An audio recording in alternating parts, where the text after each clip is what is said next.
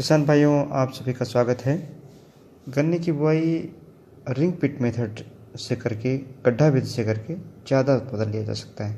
यहाँ एक रिंग पिटर दिखाया गया जिससे हम गड्ढे की खुदाई कर सकते हैं।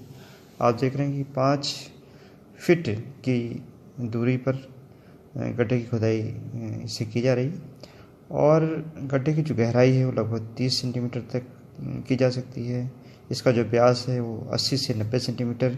ये जो डिग पिटर है इससे बहुत आसानी से गड्ढे खोदे जा सकते हैं। पहले इसको हम हाथ से खोदते थे। जो ये मशीन आप देख रहे हैं इसकी कीमत लगभग 1 लाख रुपए है और 4 से 5 घंटे में ये लगभग आपके गड्ढे बना देगी। 1 हेक्टेयर के गड्ढे बनाए जा सकते हैं, दूरी अगर 5x5 फीट की हो। और जब हाथ से हम गड्ढे खोदते थे इसकी कास्ट बहुत आती थी। अब चूँकि रिंग पिट की मशीनें उपलब्ध हैं, जो मशीन आप यहाँ पर देख रहे हैं, बहुत आसानी से गड्ढे आप 90 सेंटीमीटर व्यास के खोद सकते हैं, जिनकी गहराई भी 30 सेंटीमीटर है।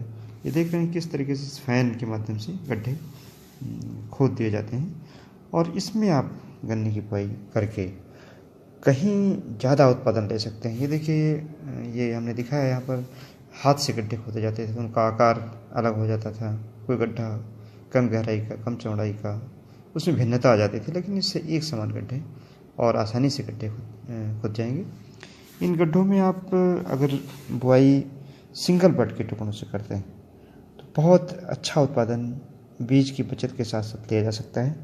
एक गड्ढे में 15 बड का आप इस्तेमाल करें और यह उद्देश्य आपका होना चाहिए कि एक बड से हम ज़्यादा से ज़्यादा 3 टिलर लेंगे, एक मदर सूट और 2 और सूट लेंगे उससे, और इन्हीं सूट से हम पूरे गन्ने का उत्पादन करेंगे और 15 टिलर से करीब 50 गन्ने, 45 से 50 गन्ने हम ले पाएंगे। और इन गन्नों का जो वेट है, पर केन वेट, ये लगभग 2 किलोग्राम होगा।